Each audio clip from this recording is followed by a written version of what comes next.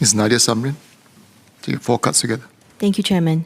People aged 65 years and older are projected to hit 47% of our population by 2050. Now, many seniors wish to right-size while retaining their independence. Single or widowed seniors, especially those with no children, often do not have anyone to turn to for housing advice, and one bad decision could spiral into another.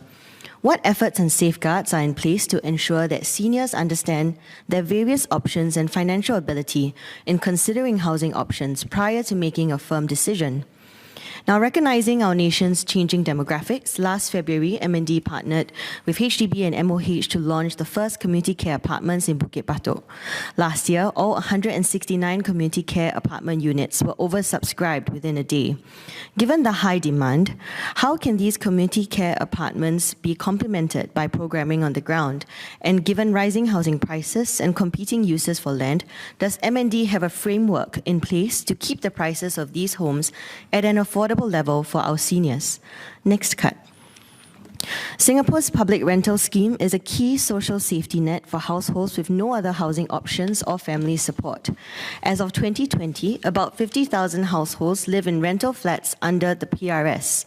I note the recent announcement which shared that 4,500 households living in public rental flats moved on to buy their own homes over the past 5 years with the help of various HDB schemes and grants.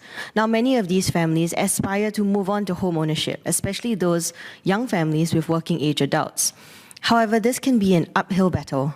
For instance, some families have previously owned a HDB flat but fallen on hard times, such that HDB subsidies are less readily available. Others receive variable incomes in the gig economy, making it more difficult for them to access loans. How can we support them too? I would like to ask MND, what criteria does MND use to preliminarily assess individuals to be ready to buy a flat, such that they can be supported by the home ownership support team? And for those who are unable to, what are the typical barriers which prevent them from doing so? And during COVID-19, we have also seen an increasing number of PRS applicants who may not fall within the original policy intent, but do have pressing needs.